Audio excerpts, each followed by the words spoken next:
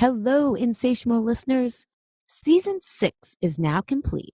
We are on a break in between seasons. I'll return on Wednesday, February 13th with a new theme and a big surprise. I can't wait to share it with you. I am so bad at surprises. So let's just say that if you love the type of conversations we have here, rabbit holes and experimenting, you're going to love it. In the meantime, enjoy these podcast interviews I've done recently. They are quite a range of topics, but hey, you know that's how we roll here. And there will be a few classic episodes leading up to season 7 that will help you get the most out of the season and a clue about the theme. Also, if you enjoy the show or have benefited from it, I'd so appreciate a review. You guys totally rallied this summer to get us to over 100. We're currently at 105, and I would love for us to get to 150 by spring. It really helps the show as it makes it easier for others to find it. And I'd like to read 2 recent reviews.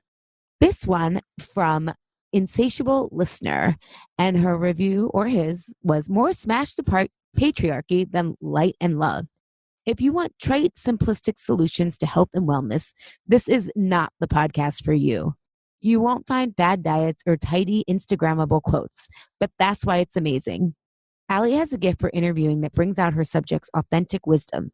It's perfect if you're curious about how to be healthier in all senses of the word, appreciate the nuance and complexity of our unique bodies, or if you just want to hear smart people talking to each other about how to navigate and destroy cultural systems and reassess our collective values. Thank you so much for that 5-star review, Insatiable Listener. Love that you're into reassessing our collective values.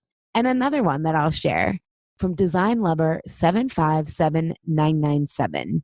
Nuanced, Smart, and Sassy Too is the title of her 5-star review.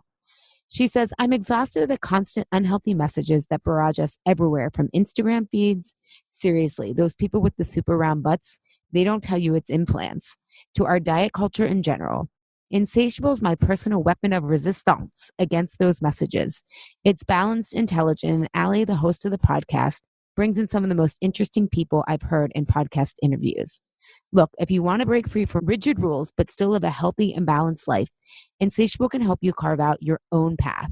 No rules, no dogma, just thoughtful new ways of seeing and being in the world. Thank you so much, Design Lover 757997. And I'll be reading some more in some upcoming episodes.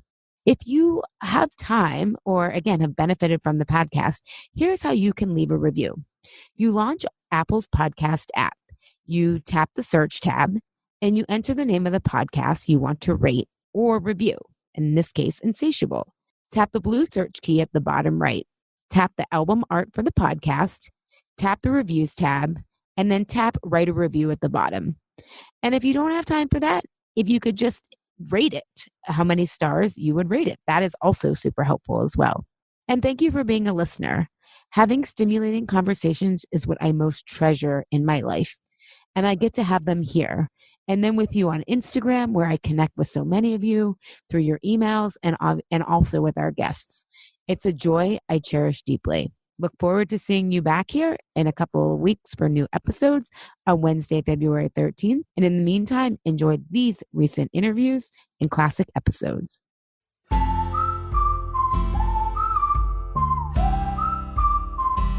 You're listening to the Medium Well podcast with me, Sarah Weinreb, your host and your guinea pig. Here on Medium Well, I document my adventures and misadventures with navigating transitions, embracing uncertainty, and figuring out what the heck it means to be a human on this very fine and often super confusing planet. Join along as I openly speak to everyone from spiritual guides to career coaches, accomplished entrepreneurs and healers, consultants, and creatives, all in hopes of finding my way to Medium Well.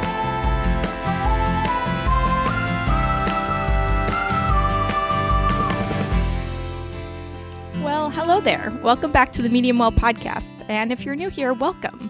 I am so thrilled that you are here and honored to be in your earbuds as I use myself as a guinea pig to figure out this little thing called life and talk to some really incredible, amazing people. And this week's guest is no exception to that rule. But before I get to this week's guest, I just wanted to do a little bit of recap on the past several episodes. So it's 2019. It's pretty amazing. I have just like this really positive feeling about 2019. I feel like 2018 for almost everyone I know is just like a total shit show. And 2019, that's the year. I just feel like this is going to be a great year. But anyway, I digress. During the holidays, I found myself not listening to my podcast, not keeping up, because I was trying to be present with my family and friends. I was traveling. I was eating a lot of Christmas cookies. Turns out that's really a thing. I'm Jewish. I didn't know that like Christmas cookies were legit. So in case you are not caught up on Medium Well, I just wanted to give you a little insight into the past several episodes so you know what to look back for if you're interested. So last week's episode 12, was with Ali Mahler. It was all about community, finding community, building community, why there's more community and connectedness than ever, but we're lonelier than ever. And all these really interesting tidbits about community that I've never really thought about so in depth. So that was a really cool and interesting conversation. Episode 11 was with Hillary Perlson of The Dreamery. And that was really a reflective episode where we learned about Hillary's story, her health diagnosis, and how that really changed the trajectory of her career and her life, and dove into the importance of simplicity and turning inwards, looking at what you need for yourself and finding clarity. Episode 10 was really, really cool. I got to interview Jody Berg, who's the CEO and president of Vitamix. And she not only runs Vitamix, but she also studied and got her PhD all about purpose. And so we dove into finding and defining your purpose and all things around purpose, personal purpose, purpose in the workplace, how that increases your productivity, your happiness, all of that. So definitely really relevant to this conversation of transitions and figuring things out, purpose, and she helps you really nail down how to find that purpose. And then the last one I just want to recap is episode 9. So that came out on December 19th, and I interviewed Emma Lowy and Lindsay Kellner. They're editors at Mind Body Green, and they co-authored the Spirit Almanac, and we spoke about a whole range of things, including what it's like to be a writer full-time, how media is changing, and what this kind of mishmash of journalism and blogging and all of that means, and what it means for writers and what it means for readers. And then we dove into their new book, The Spirit Almanac, and talked about rituals and spiritual rituals and how to stay grounded and are they real and do they work and all of that. So if any of those tickle your fancy or the 8 before them, this is only episode 13, so it's easy to binge and catch up. Take a listen. But I don't want to keep you away from this guest any longer, this week's guest, because she's truly incredible. Ali Shapiro is our guest for this week, and she is a holistic nutritionist, integrated health coach, and a rebel with a serious cause. She also created her own system called Truce with Food. So it's pretty cool that she has her completely own and really unique system to create change and to approach food, not from just what should you eat or how much should you eat or calories or anything like that, which you'll hear all about in this episode, but from a change perspective. So that's what we dove into this week. We talked about change as a health tool. We talked about how we can redefine our inner critic as really an inner protector and not being so harsh on it. We talked about, in that vein, how to recognize behaviors that are sabotaging our goals, how to reduce stress by recognizing emotional patterns. And then we talked about a lot about the wellness industry and how complex it's become and how we don't need a million supplements, how we really just need to connect to our inner needs. We need to simplify. We need to connect to nature more, get more sunlight, and really return to these basics. And Ali, in this episode, outlined a whole process to get there and how to recognize these behaviors and really get to the root cause of why we're not getting what we want, whether that's with food, whether that's with career, whether that's with anything, any habit.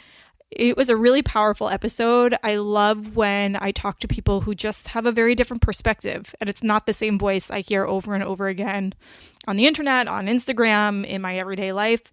It's just a new perspective. So I know you're going to love this episode as much as I do. And without further ado, here's episode 13 with Ali Shapiro.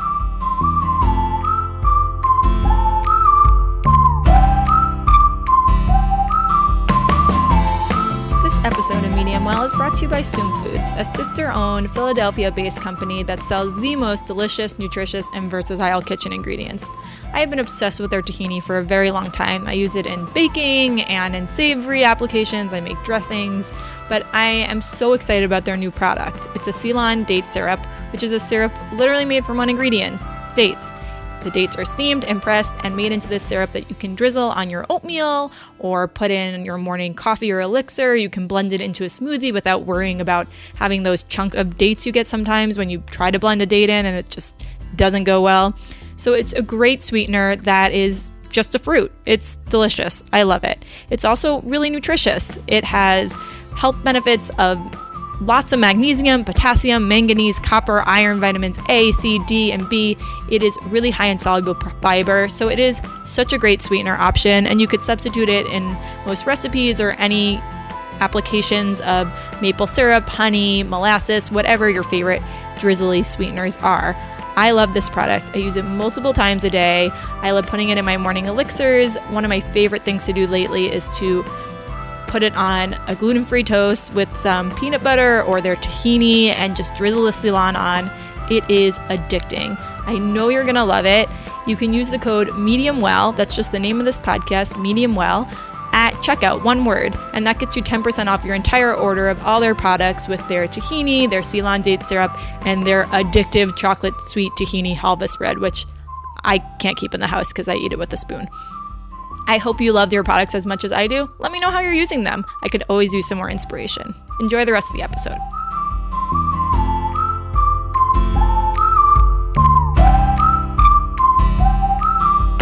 Well, I'm really excited to be chatting today about so many things related to change and our mental blocks and our relationship to wellness and food and all of that.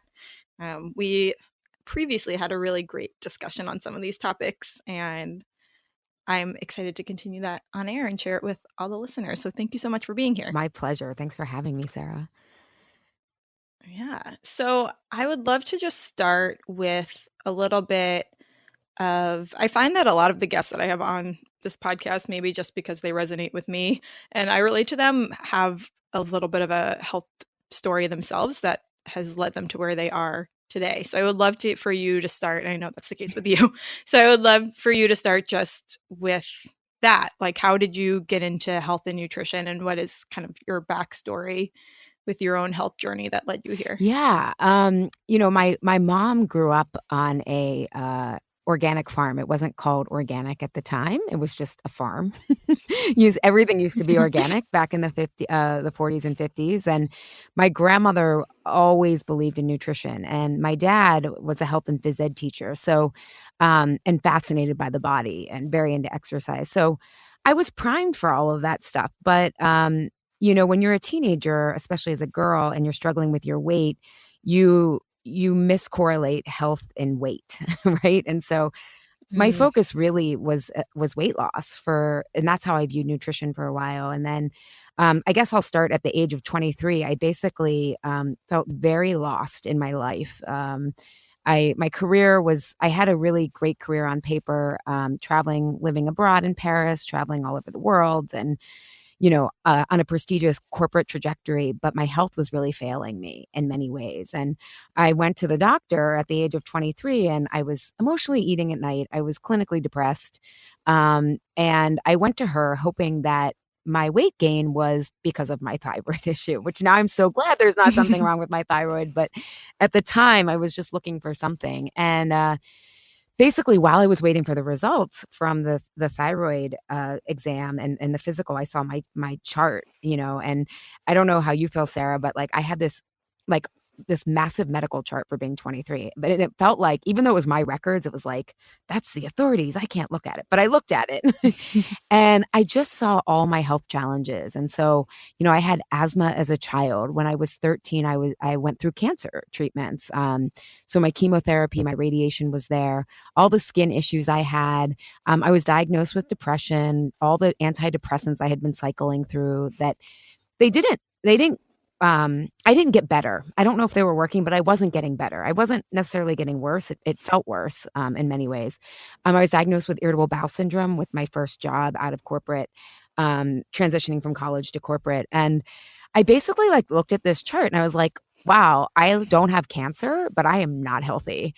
And it made me realize I had been defining health as like being free of cancer, which is an amazing and grateful place to be, but it's also like a very limited definition, right? And so basically the doctor told me my thyroid was okay and that like I should try to, eat less, move more, and recommended salmon recipe with Splenda in it. And I was like, okay, I know as a cancer survivor that like Splenda is a carcinogen in independent research studies. So it set me off on this like I'm not getting well. Fast forward, I studied at the Institute for Integrative Nutrition. I mentored in functional medicine for 4 years. And I was able to reverse all of my issues. And my IBS went away, my skin cleared up. And I really was amazed that I had this, once I stopped looking at food through a calorie lens and really looking at it through a medicine lens, that change again, and I think we're going to talk about today how change itself is a health tool if we harness it, was a huge identity shift for me because it wasn't just food becoming medicine. It was you have an active role in your health. You don't have to just be this passive patient.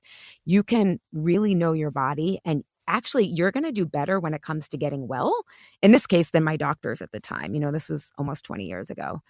But then quickly, what I realized was feeling good wasn't enough. I was amazed at the results, but I was still emotionally eating at night and couldn't figure that out. I'm like, I know I feel so amazing. Why am I not sticking with it? And this basically led me to go back to get my master's degree in change, basically. It's called organizational dynamics, which is like an MBA in human behavior. But I wanted to understand why we can know that we feel better or why do we want these goals, whatever they may be, and yet we struggle to achieve what we want. And I basically realized that there's a huge emotional component to how we prioritize our wellness amongst all the other competing commitments, and to really go through that change process to learn to prioritize your health through thick and thin, quote, real life, or when you're, in a routine or when real life happens. If you can address the emotional piece to this, you will get exponential health results. And I did, and it made me a better entrepreneur. It created my intellectual property, Truth with Food. And it really made me start to understand that nutrition is a great invitation and doorway into these deeper emotional and soul lessons. Wow, I relate so much to so much of what you've said. I mean, actually recently my mom found my my records from my pediatrician who I went to until I was like 18. And it was crazy. It was so interesting. I felt the same way. I was like, oh my God, what is this? And I was reading all these things. And I mean, everything I knew about, but like when I was, I think 4, I had Lyme's disease and I was on antibiotics for like a month or 3 weeks. And I was like, that's interesting. Like everything I know now about, gut health and your microbiome has to do with how much antibiotics you took. And I always had like ear infections as a kid and was always taking antibiotics. It's just interesting to look at that now, knowing like what I know about health. And I'm obviously not as qualified or trained as you, but I do a lot of reading and research on this. So it's very interesting to look back and see kind of what that trajectory and also I feel like I talk a lot about and hear a lot about like this kind of what's the word, like resignation to your health of like, oh well, it's just that I get a stomach ache like once a day. Yeah. or like I had chronic migraines growing up and I mean I still do, and for 8 months when I was in 8th grade to 9th grade, I had a migraine every day. Like I couldn't get rid of it. And I went on a preventative medication and it went down to 10 to 15 days a month. And I was like, that's amazing. For like 9 years, I thought it was amazing that I only had 15 headache days a month until I went to another doctor that was like, that's not that great. And I was like, oh, yeah. Like, I know. And I always tell my clients, it's kind of tricky because if you look to the outside world to say what is normal or what's possible, there's just not that many great examples. And to your point about, and this happens to a lot of my clients if I'm working with them, especially privately, is we do an exhaustive health history and certain things that didn't seem monumental to them, right? Like going on antibiotics or going on birth control or these various things that just kind of, oh, that happened, that happened. But when you really take a root cause resolution approach to health and wellness, you start to realize, oh my God, all these things connect in a way that I didn't know of before. And it gives me so many more answers and solutions so that I can chart my own path for what's possible. Because I really do think we're in this unique time where we know the current healthcare system, I mean, to be fair, it wasn't designed for chronic illness, right? And I'm defining chronic illness as cutaneous lymphoma, as depression, as migraines, as binge eating, I would even say is a chronic illness. And it wasn't designed for that. And so we're trying to get it to fit in a box that it just really isn't meant to do. And so we also just don't know what's possible because the new story, the new paradigm, the new model is being created as we speak. Yeah, for sure.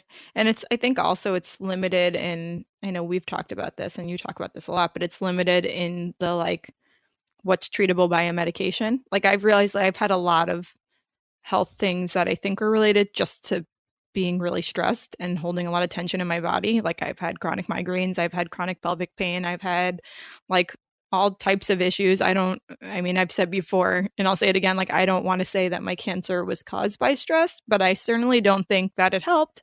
Like I think that if that was dormant in me and it came out during a very stressful time in my life, that could have been related. So, but there's very few doctors that will say like, here's what we can do about stress. Like, let's talk about stress. They're like, here's a medication. Let's fix that one symptom. Let's prevent your migraines by taking a medication for 9 years. Like, it's silly. Well, and I love to that me. you bring that up because that was in grad school. What I basically mapped out and like put in a research-based process was we tell people to stress less, right? But how do you do that? What are the emotional patterns that we've probably had since childhood? I mean, some people believe cancer comes out like 18 months after a stressful event. And, I was bullied really severely in fifth grade. And I also was exposed to pesticides and it runs in my family. And I work with a naturopath and she thinks my mercury fillings and the vaccines that I had from mercury were why I couldn't detox the pesticides. So to your point, everything's multifactorial, right? It may not be one thing that causes something. And so we need to understand the patterns and how things come together. And we need to understand our emotional patterns because a lot of people will tell you to stress less, but what's the opposite of that? Like not even the opposite, but what's the healthy version of that? It's like live more in a way, or like live more deeply and live more resiliently and fulfilling. And unfortunately in our culture that often gets wrapped up in this like love and light bow. And that is like great in some ways. I say that's kind of like the gas. If you're in a car, that's like the gas. Like, here's where I want to go. Here's how I want to feel. Here's like, let's be positive. But we all have a break. And that break are these patterns that were often born in our childhood that are still quote unquote stressing us out or echoing today. And if we can change those, then everything becomes simpler, which is super exciting. And I'll just put a period there. I feel like there's so many different directions we can go and we will go. And I want to dive into all of this. And I think it's really interesting you mentioned the opposite of stress less and live more, because I honestly feel, and I know that this is something we discussing, like I honestly feel like stressing less is stressful. Yeah. Like, how do I stress less? Like, am I relaxing enough? Am I meditating enough? Like, oh my God, I didn't meditate today. I'm now going to be stressed, and I'm stressed, and I'm going to be stressed. Like, I feel like the more I get into wellness, the more, first of all, the more you learn, the more overwhelming this all gets of like, oh my God, I can't eat anything and I can't be exposed to light and I can't and I have to hide in a cave and Right. how am I going to live my life? And also just that approach of like something I've been talking a lot about recently is like, I don't know how to have fun. Like, what is fun? Like, sometimes I feel like all of this stuff is so serious. And I talk about this on my Instagram sometimes. Like, if you read my Instagram captions, like, I seem like a really serious person. I am so not a really serious person. I mean, I guess if you're listening to the podcast, you know that because I joke about a lot of things. But like, this stuff, it can feel really heavy. And I feel like the more you focus on the meditation and the herbs and the nutrition and this, like, it distracts you from your life. And at the same time, I want to do those things because I know they support my health. But so I guess the question is, how do we undo that? And then getting into those emotional patterns, like maybe are those related, the emotional patterns and how we relate to these things, and how do we start to unravel that so that we can just live more, as you mentioned? Yeah. I'm so glad that you brought that up. And I love you've been writing on Instagram how like lately, like it's almost, and I went through this phase myself. I think it's almost like a rite of passage where you're like, okay, I'm so focused on like the tools of wellness, but am I really being well? And this Yeah. is going to sound maybe like blasphemy to wellness junkies in particular, but if you need a tool like forever, it's probably not getting to the root of the issue. And wellness is actually about simplicity. If you look at nature, nature is so elegant and it's so like everything has a place, right? And nothing is wasted. And I think because wellness has become an industry similar to healthcare. You have a lot of capitalists who Mm-hmm. are looking at things from a business model rather than a outcomes based model. And that's a whole other conversation. But I think what I want people to realize is actually the healthier you get, the less tools you should be needing. So I'll give you an example of something very concrete. Probiotics, right? Everyone tells you to take probiotics or any supplement for that matter. And you could spend your entire life trying to research and keep up on that. But once you heal your gut, you actually don't need probiotics. You may need them for a specific point of time. And if I have to take antibiotics, I use a specific probiotic afterwards to, help support my body. And that's a healing tool. But long term, I should not need probiotics. That tool should become obsolete as my gut heals. Right. And so when it comes to a lot of the emotional stuff in particular, a lot of people who are in the wellness industry don't understand the change process. These are two different disciplines, right? So nutrition is a discipline, change is a discipline. And we talk about integrated medicine, but everyone has a different definition of that. I remember meeting one doctor who thought he was integrated because he shared a billing system with another doctor. And I was like, that is not integrated medicine, but okay, from a organizational structure standpoint, it is. But when we really think about integrative wellness, we want to look at things that where the emotional stuff simplifies the physical and the emotional and physical support each other, almost like a back and forth. And so a lot of times when we're adding meditation, right, and this kind of gets into cultural myths, but the tool becomes influenced through the culture that we're in. And in Western, and especially in America, we're a very rational based culture. And so we only know about meditation as like observing our thoughts. But when you look at the root of meditation, there's sound, there's chanting, there's movement, right, in other cultures. And so what we do often in the West is we reduce these tools away from their essence and away from the complexity and nuance that they offer. And so what I've realized, and I think this will be helpful for listeners, is there is a whole emotional process that happens underneath us being quote unquote stressed. And I call it the auto eating spiral. However, if you whatever stubborn habit you have, my process is called truce with food, but it could be truce with drinking, it could be truce with overspending, it could be truce with learning about wellness, right? Oh, I need that. Yeah. And so what there is in this, if we're getting at the root of stubborn habits, and there's a different process to start habits versus stopping habits. And so if we really want to embody, I know I kind of went off on a tangent with meditation, but you can meditate in a way that you're observing your emotional patterns. I meant to swing back to that. Um, there's so we think of meditation in this isolated form versus we want to bring a meditative self-awareness piece to our everyday life, including our stress. So why am I getting stressed? So what I have realized in my research and then working with clients for 12 years is there is this what I call auto eating spiral process coming back around. And so what we're saying when we're stressed or overwhelmed, what we're really saying most deeply is that we are without choice. And if you've often people say they feel out of control, but what they're saying is they're out of choice, right? We all know we don't have control over life, like all of it, right?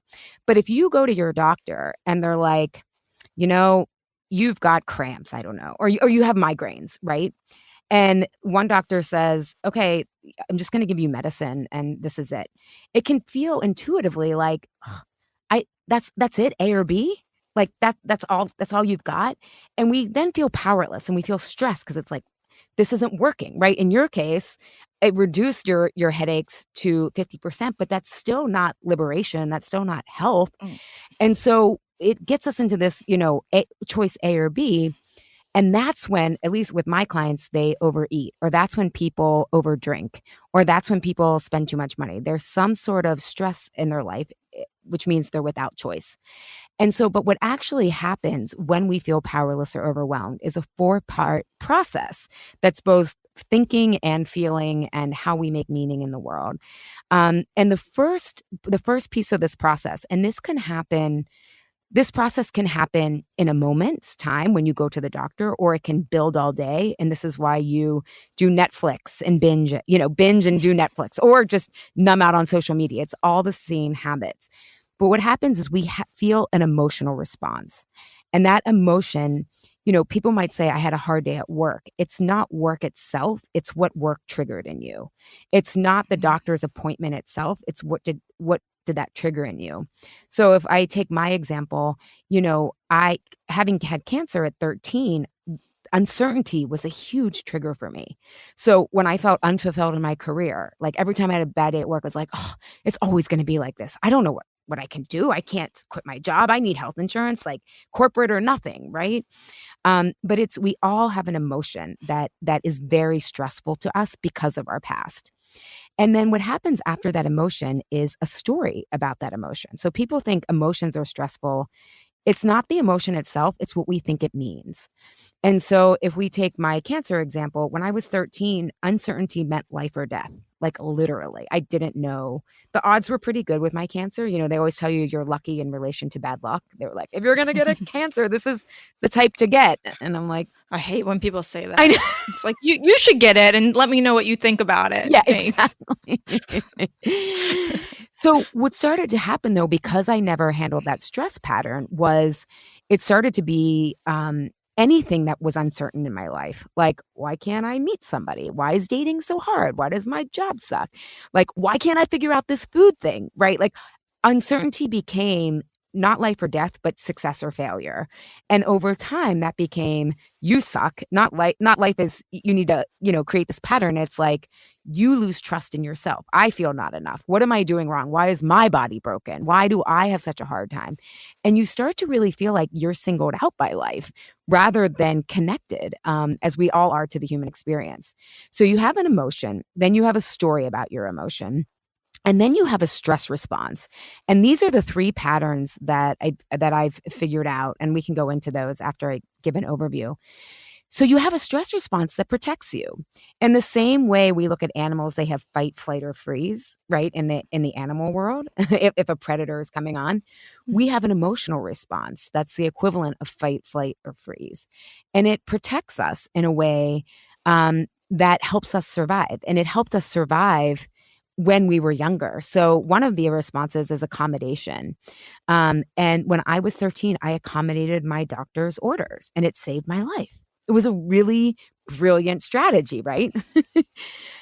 However, as I got older, trying to and having all these health problems as a result of chemo, and I was the first generation of childhood cancer survivors. So there was just this explanation and euphoria that we were living, right? There wasn't much of a territory or path carved for, well, what happens now, right? I had PTSD and my gut was destroyed. My hormones were destroyed, like everything from steroids, all that stuff.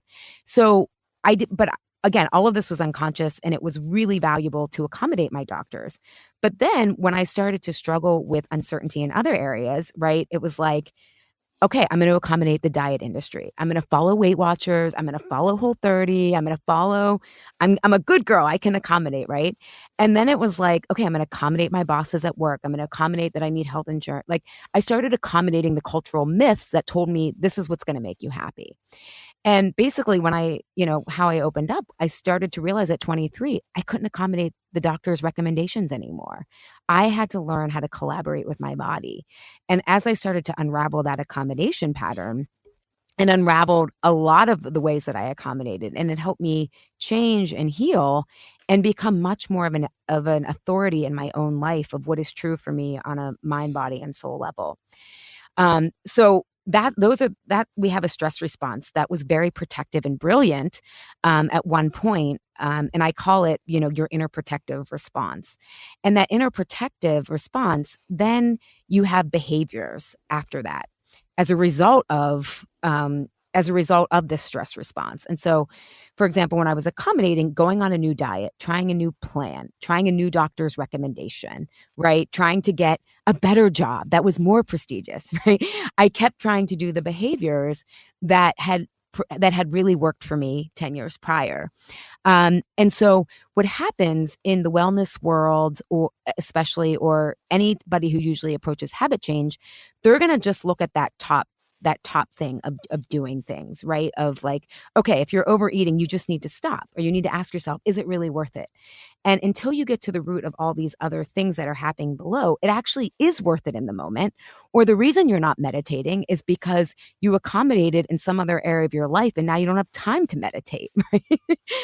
And so when we start looking at things in a system and holistic perspective, once you get to the root of changing your story, you change your stress response, and these behaviors just disappear on their own.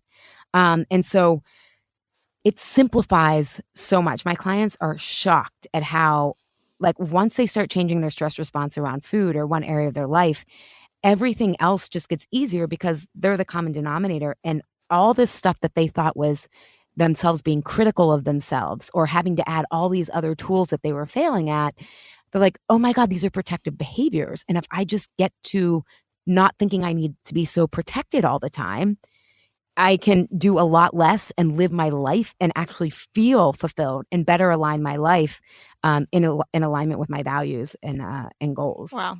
Sorry that I went on. Pretty incredible. No, that was awesome. It's super interesting. So if we want to break the cycle, where do you start? How do you identify the trigger first? Do you figure out, like, unravel where those triggers started, or like what? Yeah, where do we I start love in this that process? How do I fix me? We have about 35 minutes, so well.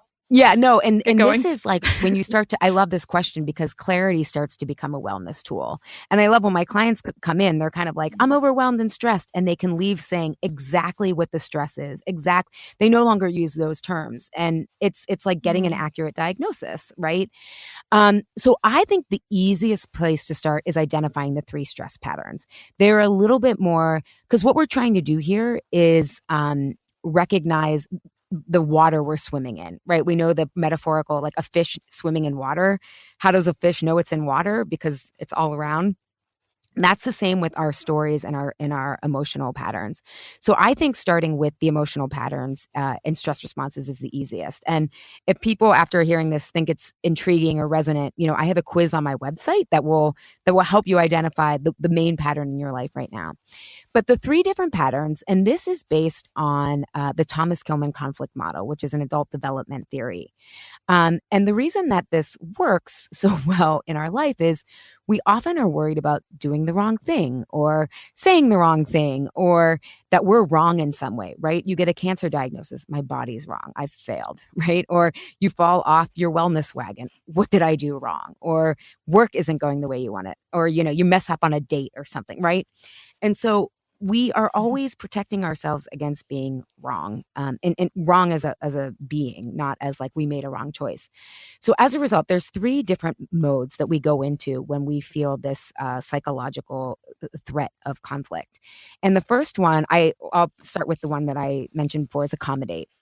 And when we accommodate, we often think of it in relationship to, I'm going to accommodate the other person. So people, will say yes when they mean no, or they'll say, yeah, they will take on more than work. They'll try to fix people that can't be fixed or fix things for other people. And part of why we do this is we have this mental idea that things are either or. Either I say yes to this person or they're going to be disappointed in me. Either I take all this on at work or the team is going to fall apart. So there's a very black and white either or kind of model of things. And accommodating, a lot of behaviors of accommodating are trying to people please, trying to fix, trying to like over deliver, right? That's like a classic accommodators. I had one client, we were working on her, when our first session together, she was a private client, and she was saying, well, I do my nails for self-care, right? This was her current definition of self-care, which is what a lot of my clients are. And after we finished, she's like, oh my God. She said to me, she goes, I can only go on Thursdays because that's when my favorite lady is there. And I was like, so you're even accommodating your own like self-care schedule of this other woman? And she's like, oh my God, I thought I was doing something for myself, but it actually stresses me out to get there, and like, it doesn't work with my schedule. And I'm like, so you're even accommodating like when you're trying to do self-care. And that's why, again, when you get to the root of these things, everything changes. So that's the accommodator. And then the second pattern is the avoider. And the avoider tends to be, we call it, can we swear on this or should I? Yeah, we in Truths with Food and with my private clients, we call it like the chuck it, fuck it mode. This is when, and this is kind of the all or nothing mindset, right? There's this fantasy that one day I'm going to have all the time to meditate. I'm going to drink my herbs. I'm going to get all the sunlight I need, right? And then, or there's nothing, there's no time at all. And what happens, the behaviors in the avoid pattern are procrastination, right? So you can try to get all these wellness tips or productivity tips on procrastination, but if that's actually protecting you from something that you find really overwhelming or you have a lot of doubt around, you're not going to solve that with procrastination and productivity tips. Not speaking up for yourself, right? I have a lot of clients who feel dismissed by their doctors. And so it's just like, okay. And so they never get the information they need. When it comes to food and wellness, a lot of my clients, rather than focusing on the emotional stuff, they'll avoid it by trying a new plan, right? Like, oh, this didn't work for me. I'll try this. In the entrepreneurial world, this is when a lot of people pivot, right? Like, oh, I'm going to pivot. And oh my God, this is going to be the new direction, right? And so it's this very all or nothing, and trying to avoid discomfort and over time. So those are some of the behaviors of when we're avoiding.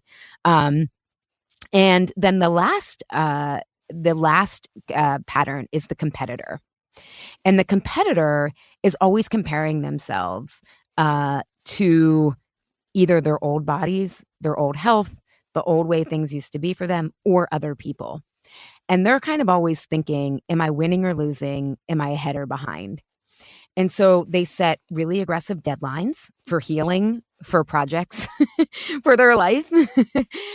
They compare themselves a lot to other people and them old selves. And as a result, they isolate themselves. They feel very different in a way.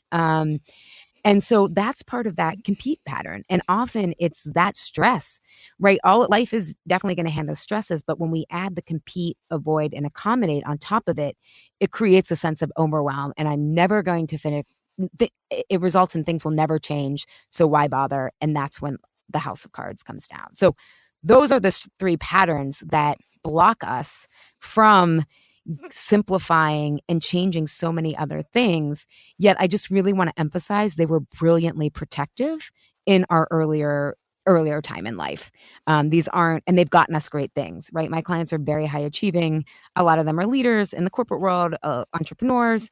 That competitor has helped them a ton. It's gotten them a lot of great things. Accommodating has gotten them really great things. Avoiding has gotten, so there's a time and place for all this. This isn't black and white. It's just understanding when that is actually, these patterns are creating more stress now.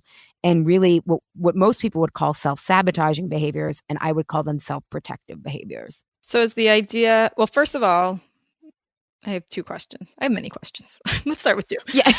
First of all, I assume that you are often more than one of these at a time or at different times in your life, because I relate to all of them. Yeah. And it's actually a really great question, because a lot of times people get into personality tests or in my master's degree, I had to learn Enneagram, I had to learn Myers-Briggs, DISC, like every kind of personality profiling you can have. And those can be helpful, but you aren't actually one of these things. They are behaviors that you have. And that's important to realize, because if we think, oh, this is who I am, we think we can't change it. Versus, I think what most of my clients and myself discovered is we aren't really who we think we are when we are going to live well versus trying just to protect ourselves. We're way more powerful than we thought. So yes, we all flip between the different patterns, and usually in different areas of our life. And sometimes we even hyphenate. Like one of my clients was like, oh my God, I'm like the compete accommodator. Like if I'm winning, like I don't care. But if I'm losing, please like me. Please like. Definitely. So yeah. And then, so once we know these, is the idea that we're aware of them so we can start identifying these behaviors in the moment? Or is there a tool or some kind of, I don't know, process that you recommend that we can reflect on past experiences to be like, oh, that's why I did this, or this is how I can change that for the future? Yeah, this is great. So, and if people take the quiz, there's a secret podcast episode, Insatiable podcast episode, where this goes into like even more tools. But I want to give you kind of the first like kind of tool you can get to go there. So the ideal quadrant, I think even if people listening, they may hear conflict and go like, oh, I hate conflict, or I hate being wrong, or I hate all this stuff. But conflict can actually be, or feeling wrong or not knowing what to do, overwhelmed, doubt, can actually be really, really creative and constructive. And so the quadrant that we want to move to, which is total win-win, where we value the relationship to our body, to other people, to our callings, to our purpose, to our family, and we value our goals, is called collaboration. And I also like to think of this as like a creative space where you're like, okay, so I want to try to get to the win-win. And you start by saying like, what do I need here? Right? Because a lot of times the first step is first to label what your stress response is, and that will take some time. So just getting clarity on that can really help. Right? So say someone's in the avoider pattern, right, of exercising. That's me. Let's do this. Yeah, okay. So usually what we do is we turn out, and this process ultimately is about developing self-trust, because once we have self-trust in ourselves, we can be discerning. We know what tools we need, what we don't. And so that's the obstacle and the path. Because it gets a little heady. But so what we start to say is, okay, I'm avoiding exercise. So what do I actually need? If I think about movement, what do I need right now? Right? And when you start tuning into that, sometimes people will be like, okay, I just need to get started. I haven't done it in a while. And so I don't need to crush it. I need to get started. So then you want to say, okay, well, if you're an avoider, and all of these questions again are in the secret episode, but it's like, what will give me momentum to just, if my goal is to just get started and active again, what will give me momentum to do that? And it could be, okay, I'm not going to wait to go to a gym class. I'm just going to go outside and walk, right? Or I'm an extrovert. I need to go to a class to get me back into it. A lot of my clients are introverts. So they do classes on their at home. They want some structure, but they don't want to go out. But starting to ask yourself, like, what do I really need versus what I think I should, have to, or must do is the key to this. Because if you tune into what you need, chances are you're going to get a different answer than what you think you should be doing. If you take the example of an accommodator, right? Someone asks them, hey, I'm trying to think of an accommodation example. Like, can I'll take an example from a client. Can you stay late, to get this project, to get this paper in? And so rather than just having a knee-jerk reaction of yes, because you want to be a team player, say, all right, well, when do you need this due, right? Like, well, first starting with like, what do I need here? I actually need to leave. I'm going to be stressed out if I have to stay later.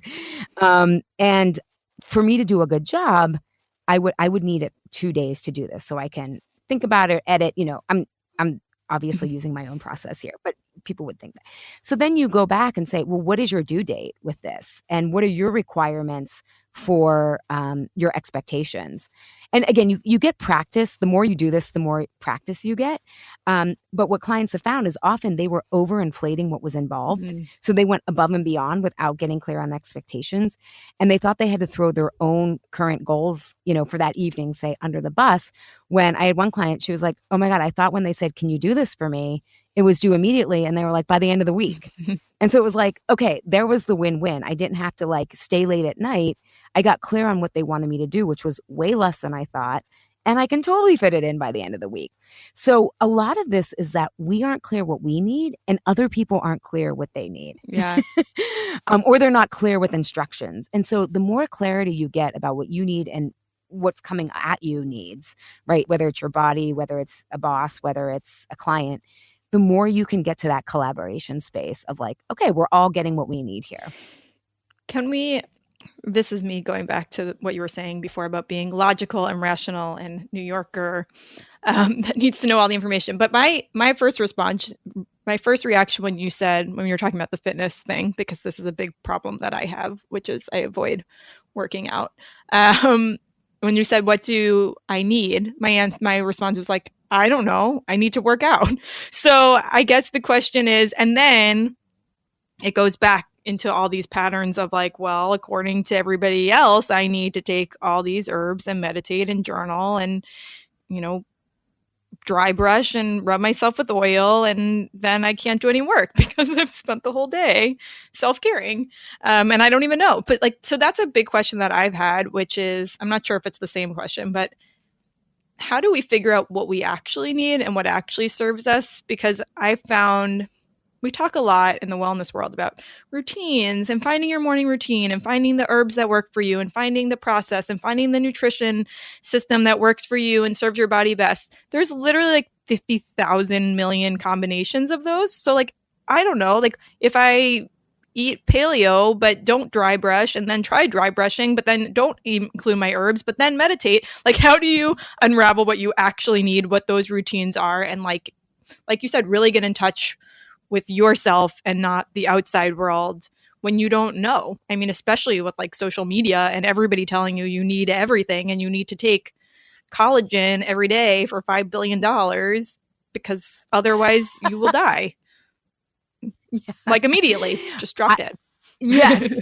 Yeah, no, that is such a great question. And I'm glad you asked it because I can totally explain. So, I mean, it is a process. Truth with Food is a 6-month program and it's a framework for people to learn their body and emotions, right? It takes minimum 6 months to figure that out. However, the big trick is that we often are doing these things where I should work out because to be good, right? Our reference is to be good. But what we do in Truth with Food and I do with private clients is start to reframe rather than trying to be good, right? Because competing, avoiding, and accommodating is the good girl archetype. That's how we are good and we fit in. And what we're doing is we're evaluating what we should be doing based on what to your point, everyone else is telling us we should do. And so the only reward is someone else approves of us. That's really, it looks good. And what we have to start to do is turn in and say, well, what do I need? What do I actually care about? And this is actually a self-actualization process. So for example, with the exercise, well, okay, do I need to exercise? What real benefit do I get from exercise? So I used to look at exercise through a calorie lens. Oh my God, I'm going to burn 500 calories. But as I got healthier, I was like, actually, exercise doesn't really affect my weight that much. However, it's meaningful to me because it gives me more energy. It's like a quick fix, literally. If I work out at lunchtime or, at lunchtime's best for me, I have more energy to get through the afternoon. Do I need it just to clear my head today? Do I need it just so that I can get through the discomfort of starting? And as we start to develop why these things are meaningful to us, it creates a positive feedback loop. So the idea of accountability becomes obsolete because I don't have a trainer. I don't have and not I don't have any rigid workout routine. But I do it because of the immediate benefits that I get. It helps me sleep better. I get out right now. Being outside is important to me. So I've taken my workouts outdoors. And what's important about this is, to your point, everyone's saying you should have a morning routine or you should eat like this. The truth is our bodies are dynamic. Health is dynamic, right? We're just getting into winter. I feel like doing weightlifting and yoga. Whereas before I was doing bar method. Right. For me, the goal is as long as I'm moving and feeling better after it in the afternoon. It's not about And that's what feels meaningful to me. And so as we start to figure out what's meaningful to us and why it really matters to us, we can honor the dynamic changing nature of ourselves, of the seasons that we're in, both environmentally and the seasons of our lives. And we get really clear on what's important to us. And as that starts to happen, it gets easier to tune out everybody else. And you start to realize that a lot of the stuff you thought was helping you actually isn't creating a positive feedback loop. So I think we've been taught not to trust ourselves because we tell ourselves there's an inner critic and it's telling us we're not good enough. But once you start to understand that stuff is protective, okay, maybe I'm not meditating because it's actually not the lever I want to pull right now. Mm. Right? Like, or maybe I'm trying to, my clients start to really understand how important emotional choices are. So maybe I just had a client on my podcast following up with her like several years after Truth with Food, and she was eating still relatively well, but she was in a really stressful job and had to prioritize that. So they ate takeout, during the week. It was healthy takeout. It wasn't home cooked, but you know what? The important thing for her at that point, the health metric was stretching herself and at least eating well, not being perfect. And so you start to become much more intuitive with like what you need to prioritize when or whatnot. But it starts with, why is this actually going to benefit me today? I think that's an easier question. Like I call it the quick fixes, right? Like if someone tells you to change up your coffee, that's one thing I recommend with clients is like, okay, have some food in your body before you eat coffee. Experiment with it. Everything I tell is an experiment. When they start to realize that they don't crash and they don't have anxiety because they didn't have coffee first thing in the morning, it's not really hard to get them to not change that. Right. Like it just happens. But what I love about this process is it helps us connect to see what actually works for us, what's actually creating a positive feedback loop. I have some clients who hate journaling. Others love them. Other people dance, and that's how they get out their intuition. Some people walk with their pet, right? The themes may be the same, but how we do it is going to be different. Yeah. So I definitely resonate with that experimentation. And I mean, I've never really gotten into a fitness thing. Like I've never been into fitness. I do really love yoga, but also has been very like on again, off again. Like I'm a very black or white person. I'm like, I'm going to do a 30-day yoga challenge. And then I like won't go to yoga for 6 months after it. So it's just like, I'm not good at moderation. Well, yeah. And that's part of the medicine. I mean, that's what Truth with Food is. It breaks people out of black and white, all or nothing thinking, because that's, again, a health tool when we're extreme and we're in a culture that supports that. But again, I would say that's part of that avoid pattern, right? Like you're building, part of when we avoid, we build things up. Like it has to be an hour and a half yoga class and versus, okay, like if I'm using yoga to just like clear my head, 15 minutes at home, like I've done enough classes that I can do it at home, right? And so then that builds. But yeah, that's part of the obstacle in the path of self-trust is not getting into all or nothing and seeing that small, steady tweaks work because we're told that that doesn't work.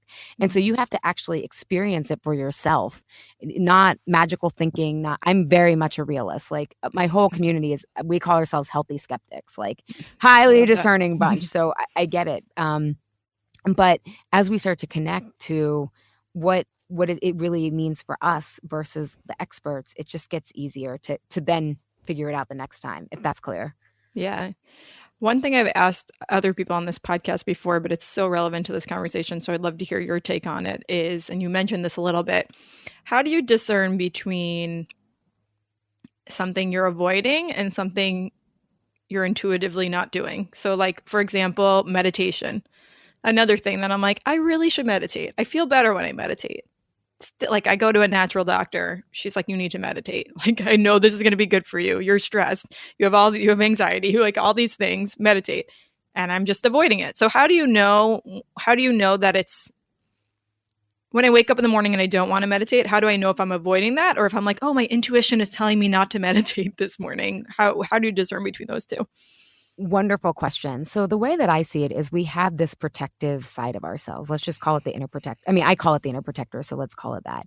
And sometimes it generates really logical and noble thoughts. Not only like, you don't want to do this, but it's like, you don't have time to meditate. You got to get down to work, right? It's all these things that tell us things that really protects the identities that we love about ourselves, right? And so what is really important is to start to realize that what often feels like intuition is this protective side of ourselves. Intuition is actually much more vague than people think. Often people confuse that protective side with their intuition, saying like, my intuition tells me I shouldn't do it today. And so I think maybe the way to start is to soften into the resistance rather than saying, don't listen. Traditionally people would say, don't listen to that inner critic, don't whatever. I would say, let's soften into it. Like, why would it make sense to skip meditation? And it might be like, well, because I don't have time, or I have to get, if it's the intuitive side, it's kind of like, when but I really think intuition, because it's based on patterns, takes a long time to develop. I think we all have it, and sometimes it's louder than not, but these smaller choices takes much more of a fine tunement. Versus if it's the protective side of us, it's going to not be very generative, right? It's going to be like, you just can't. Like, it's going to close down any possibility so that it can be all or nothing or black and white. But if you soften into it and it's like, well, I don't want to do it for 10 minutes. So what if being generative, what if you try for 2? Oh, that's not going to help. Well, it's like, well, will it hurt? Right. So the more that you can be generative, then you can kind of get yourself to a place where you at least start if you're in that avoid pattern, right? This is why knowing that what pattern you're in. And then you can see like, and we experiment, because part of dissolving and I would say integrating this protective voice of ours inside of ourselves is giving it real data that it's safe to do the thing that it thought it couldn't do, that it was trying to protect you against. So for meditation, you may not be getting a lot out of it, or maybe you feel like you have to get right down to work in the morning. What goes through your mind when you wake up? It's a good question, because it's just like, I don't feel like it. I don't know. Like, there's not a real, like, even to say I don't have time, I know is ridiculous. Like, who doesn't have 5 or 10 minutes to do something? I think it's, for me, I'm once again, like, if you told me I need to do a 30-day meditation challenge, I would probably do it. Like, I'm just very like, I don't know what the answer is. I don't know. The answer is like, I really don't know. It's just like, I don't want to do this. I don't want to work out. I've also been in kind of just like a phase right now where I'm just like blah about a lot of things. Like, I don't feel like doing that. I don't know why. So it probably is some kind of avoiding pattern, or yeah. Also, what I'm hearing, and I think part of why challenges are so enticing, is we do need some sort of structure, right? Like, yeah. we do best when we have systems and structures in place, and that frees up energy. And sometimes, though, what we do when we're in that avoid pattern is we go to an extreme structure, right? And so then I would recommend, what if you found a gradual program that gave you the structure, but we're going to start with 1 minute a day. And then you can evaluate, like, then you can start to experiment. And I think it's a tool of telling people, like, just try it, because often we think, oh, now I'm gonna have to do it for 30 days, or I'm gonna have to do it forever. It's like, why don't you just try it for a minute? Like, find a program that's 30 days that builds, right? And let's just try it for a minute. All right. Did that do anything? It wasn't bad. All right, I'll try 2 minutes. I'll keep going, and start to see then into like bringing it back to, do I notice any benefits in the morning, later in the day, right? But connecting it to real instant benefits. And that's something you have to build out of a pattern, because right now maybe you've liked it, but you haven't connected it to any real benefit. And so maybe that's also intuitively why you're not into it right now. Maybe you want to walk outside, because you can do meditation in any form, right? It's not That's true. just so it's like, I love in the morning, I don't meditate, but I walk my dog and I take him to the park, and it's just me and him. And I go into a park and it does the meditation for me, because I can't quiet my mind often. So I feel very in the moment. And so that to me is meditation. And I do that because I love it. Mm-hmm. Yeah, it's funny. As we're speaking, I'm thinking more and more about all of this. And I think one of the biggest challenges I have right now is like, and this is probably related to the meditation and the fitness and everything, is just, I feel like I've been on this health journey for almost 2 years now, since I was diagnosed with cancer. And I just, and longer, like, I've always been interested in health and wellness. Talk about Weight Watchers. I once tried to like sign up for Weight Watchers, and they told me didn't weigh enough. And I was like, but I didn't want to lose weight. I just wanted like a system to track what I was eating. I wasn't like trying to lose weight, but they were like, no, they like blocked me. Anyway, I feel like lately nothing is helping me. And that might be extreme. I'm sure if I like compared it to if I didn't do any of this stuff, I would feel differently. But I like take these herbs and people are like, I feel more relaxed. I do this. I do.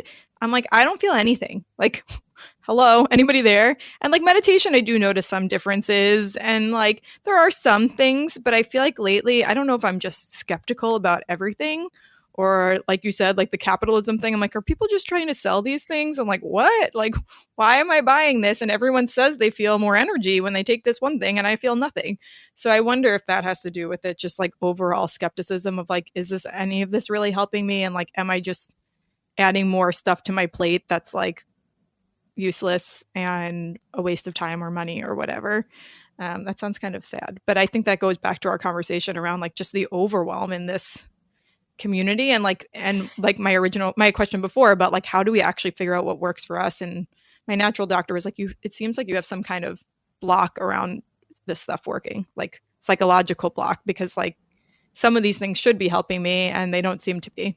So I don't know, that was a ramble. I would no, I love that because it brings up a lot. I actually think where you are, when it feels like nothing seems to be working, one of my favorite quotes by Wendell Berry, who is a farmer and philosopher, says, when we no longer know what to do, that's when the real work begins because the mind isn't employed. And I love that because that's what set me on my journey. I was like, something has to change. I don't know what the fuck it is, but I can't keep doing what I'm doing. And I think because a lot of wellness stuff is so surface level, I think that you're at that it doesn't really, a lot of it doesn't help. I mean, candidly, it doesn't. I mean, I always tell clients, if things aren't simplifying your life, right? At the end of the day, the most we can do to control our health is to sleep well, move, have great relationships, enjoy the things in our life, eat well, get natural sunlight. And I think I said move your body, right? And like, it's actually not that complicated, right? We know the answers, but how do we get to those big pillars? Because it is complicated in our modern life where we're expected to work all the time, where our food, I mean, my God, like you need a nutrition degree just to know what to look for. And then food companies know what consumers are looking for. So they rename it, right? All this stuff is complicated. And gets more and more complicated. And so to me, I think that you're at a really interesting transition point of like, I'm going to figure out what works for me. I mean, maybe there are blocks, but I often think that, I use an adult development model in Truths with Foods to take people from that good girl orientation to self-trust and more internally focused. And people only change when there's a real pain point, right? All of us. And so I think that what you're struggling with right now, I mean, it feels like a struggle of nothing's working and kind of blah on everything is like a really healthy sign that you're ready to like get to more in the health arena, what's in the adult development model, it's self-transforming, where it's like, okay, I've tried what everyone has told me. It's been fun and all that stuff, but it's not fun anymore. And so let me follow that. And it's going to require listening to myself, maybe doing something that unconventional that I haven't done before. But given your own interest in simplicity and environmentalism and all this stuff, I think it's totally on track with like, I don't know what's true to you anyways. So That's true. I know it's not a fun place to be because it's like, okay, give me the framework or give me, I just want the answer. However, I think you're at a really healthy spot. I'm glad to hear that. It doesn't always feel that way. Oh no, no. When you're in the midst of it, right? But that's part of Octavia Butler, who is I've been introduced to her work from the women at How to Survive the End of the World podcast, and they brought up this quote that she said that God is change, and she has a whole paragraph on it. But I love that concept because I believe God is nature, and I think nature lives within all of us, and we are part of nature, and so. When we're at that place where you're at, we're actually getting in touch with our own divinity, our own self-trust of like, all right, you got to not listen to the noise and like get back to basics. And you yourself and your choices are powerful enough. And obviously getting the right support, whatever that looks like to help with that. But I find a lot of people as they get healthier and healthier or they hit a wall, they start looking for tools that are more about discernment and customization and individualization versus formulas and someone else telling them what to do. Yeah, Whether it's health, business advice, all that, relationship advice, all that stuff. it's so interesting you say that because I feel like often I'll be like really stressed in a health decision or a business decision or all those things you just said. And I'll like turn to like, we're in entrepreneur Facebook group. So I'll like frantically post a question. And then like within a day, I'm like, why did I even ask that? And like the responses are don't resonate with me. And I'm like, you don't understand at all what I'm trying to say. And I'm like, I don't need your advice. Like, why did I ask you? And I think it's interesting you bring that up because I feel like that's definitely what I'm learning, which is like sometimes it feels like in a panicky moment, like you need to turn to all these things. But the things that I'm drawn to for this year, for 2019, for setting resolutions are like really the internal work and the self-reflection and all of that, because I feel like half the time when I do ask those questions to other people, not that they're not really smart and helpful and trying to be helpful, but half the time I'm like, well, I know the answer. So why it's more like looking for validation than like actually. And then when they don't validate you, you're like, you're an idiot. Like what are you talking about? And when they do, you're like, great, I'm on track. So Yeah. it's interesting that you said that because it's a good reframing for me to just say like, let's tune all of that out and just focus on the things that are speaking to me. And there is a perfect example of your intuition being spot on. Like 2019 is about the internal work. And so I would say that part of your protective behavior is then to is to react right away and go get validation. One of the tools we talk about, and that's part of your avoiding of having to like sit with, is this right or wrong? And so I would say experiment with your wellness tool would be experiment with just sitting with your question for a day and not reacting and see what happens. And that's an example of simplicity. Then it saves you going onto Facebook. It saves the like emotional having to respond to everyone, right? It's like that can be a new thing. And the more that I see, I don't need to react right away, the less I avoid going in, right? It's like that discomfort will dissolve if you stay with it. But we just, because again, and I would probably say that there was avoiding was really protective for you at some point in your past.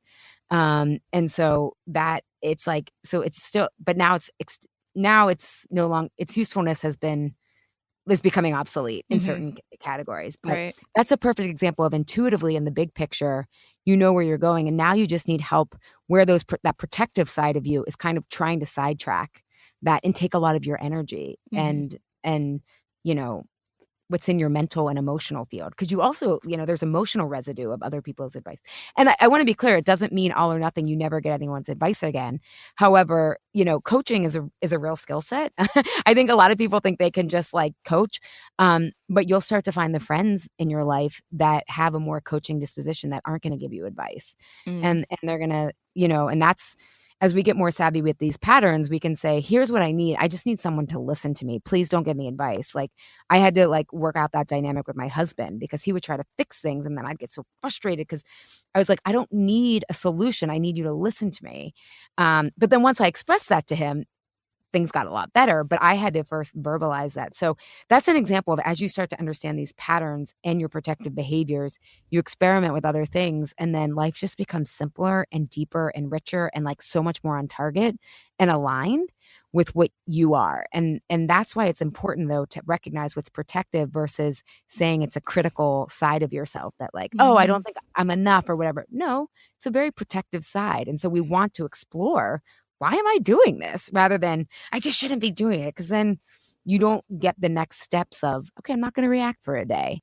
Right. And then if I'm still stumped, I'll go to someone who's going to help me draw out the questions that I need to ask myself rather than give me the answers. So is it important to identify those patterns from your past, like to identify like where these patterns started from, or does it not really matter once you start to just recognize them in the moment? Like the avoider or all that. Yeah. Yeah. I take people through some exercises that help them and it just connects a lot of dots. I always say coaching is therapeutic, but not therapy. And so my concern is, not my concern, my point of having people kind of understand where they came from was to open up compassion for themselves. Like, I'm not just doing this to do it because I feel like in the wellness world, it's like, you are enough, you are enough. Like, I just, like, I cannot stand that concept. We all know we're enough. It's just we've been conditioned to believe that certain parts about it. So this is actually an unlearning to me that really has to take place. Um, and so I think understanding when in your past it was really helpful to accommodate or compete or avoid, and how those patterns are echoing today. That's what I say. They're echoing today. And so my goal is not to stay in the past, but how can we change them today? Because what's really interesting is over the long run, as you change them today, the past has different meanings. So, for example, with my cancer experience, you know, for a long time, and this was unconscious, I felt like a victim. Like, I felt targeted. Childhood cancer was very rare. Unfortunately, it's grown since then, but I was like, no one had cancer 27 Right. years ago, or wasn't as prevalent, right? That's how long and I had to stop. My healing process was to no longer feel like a victim in with my body and my health. And so now that I've created Truths with Food, and I love the clients I work with, and they get so much great results, my cancer has a different meaning now. It's like, okay, I went through that and I did the work to heal it, and now I'm able to help other people. So it feels different than, I mean, I still would never choose it. Right. I can hold both, right? Like, I still would never go through that, and I'm really proud of what I've done with a really shitty experience. Um, and so our past starts to have different meaning if we can really heal ourselves. Because what I've found is most people, when you've had little T's or big T's in your past, little traumas or big traumas, and little T's can be bullying, it can be having your parents go through a divorce, right? A lot of these emotional things are they wear away your self-trust and that sense of good enough over time, and they're just as they create how we handle stress today just as much as something like your house burning down, right? We don't, or like going through something that we think of as traditional very trauma, like, going off to war, being a refugee. But we can change how those patterns and the meaning of our past. And that's, to me, is where so much healing happens and your body accelerates, on a physiological level. You're no longer in low grade fight or flight all the time. Your nervous system resets. So you're more time in healing. So whatever you are doing is counting more than if you're in a state of stress because you feel like you need to meditate and take herbs and all that kind of stuff. So yeah, so I think it's just helpful in the sense of that it opens up some compassion for ourselves. And I will say too, my clients, again, this is my community. I'm not quite sure about yours, but my clients tend to think when they hear compassion, they're like, yeah. Like, it's kind of weak. It tends to be what they think. But they start to realize how hardcore self-compassion really is. Because you have to hold, like, this is really sad that this happened. This is really sad. And I'm going to get better at accommodating, right? Like, I'm going to devote myself to myself, and be on my own team. And even when I mess up, and even when I'm imperfect, and especially when I'm imperfect, because that's where I learn. So it's a real healing process. But yeah, having self-compassion is important for the past. I would say, for if you're not going through a formal exercise or support of someone who can do this, just have it open up compassion for you. Yeah. So is that what you recommend in terms of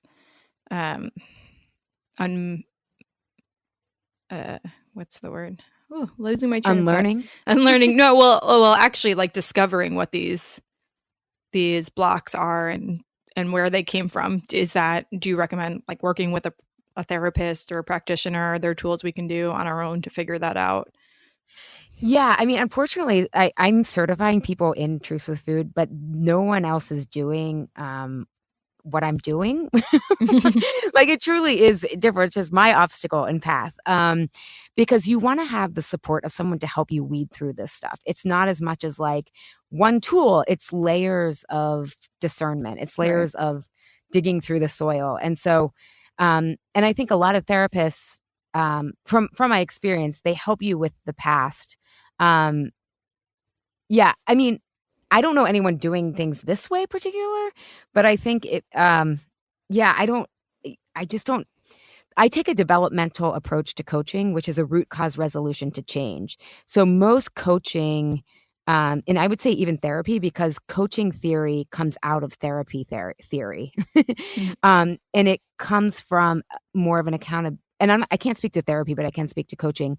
It's more of an accountability model. And it's more of like, oh, I'm going to help you meditate, right? Like you're blocked Mhm. around meditation. So I'm going to help you meditate. Like let's layer habits and let's figure out why you're motivated to do this.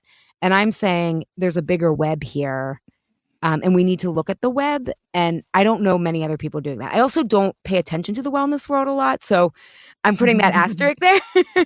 That's good. Yeah. Well, I mean, there are some people I totally learn from, but it's not a lot of people understand things at the root cause, like the root cause. So, and I'm always learning too. I mean, I've just been learning about how important natural light is in terms of mitochondria function, and how food is 30% of our energy needs versus light. And so I'm also always learning as well. So I don't want it to seem like I have it all figured out, but I have a really effective change process. So I think, and you don't necessarily need to, obviously go through Truths with Food or work with me privately. I think it's just, again, identifying these patterns, and you can take the quiz to start to identify them. And then there's even more tools and questions to help people discern what they need in that secret episode, but then labeling the patterns and then starting to really use your past as compassion for yourself, and then start to experiment with new behaviors and see if it really benefits you is the process in a nutshell. But it is very I joke it's a complex process to simplicity. It makes a lot of sense. Yeah. So did that answer it, or did I just kind No, of yeah, that definitely answered it. You mentioned food is 30% of our energy. What percent is light? 60%? Yeah. Wow. I That's what always I'm said I feel like more like a plant than a human. I'm like, I need so much light to be like a happy, functional person. I don't understand when people are like, come to my office. And I'm like, your office has no windows. How do you live? I will die. So that is a We'll perfect shrivel up. example of intuition, right? A lot of my clients realize they're on the right track, like what's naturally intuitive to them. And so, like, yeah, I just did Insatiable season 6, episode 6, I believe it is, with my friend Brandon, who is like amazing trainer, nutritionist, like all this stuff. And we talked about the importance of light, and like so many of the issues, even with functional medicine, doesn't get to the root of, because ultimately, if you have mitochondria dysfunction, natural sunlight and minimizing your blue light will do more to like accelerate your healing, because natural light in the morning creates melatonin, which helps you sleep better, but then it keeps your mitochondria in better burning.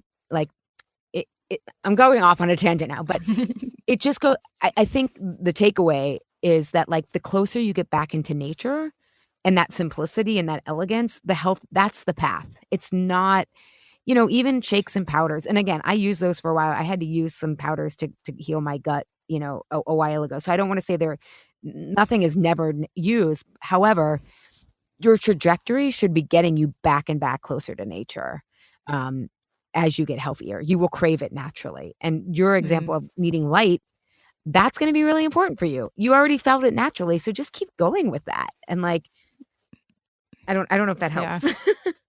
No, it definitely helps. This is probably a really stupid question, but No stupid does question. natural once in a presentation I said like there are no stupid questions, just stupid people.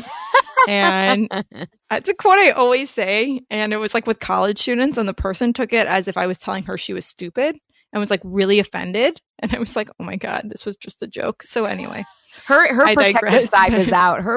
That's what you start to realize. My clients are like, I feel like I have X-ray vision with how other people are behaving now. And they're like, you're right. Everyone is just like this wounded 6-year-old dressed up in like a dress. And I'm like, yep, pretty much. Yeah. She even like mentioned it in her like end of this. It was like a summer internship, like her end of the summer like speech about how this one speaker said it to her, and I was like, oh my God, I traumatized this person. But anyway, I digress.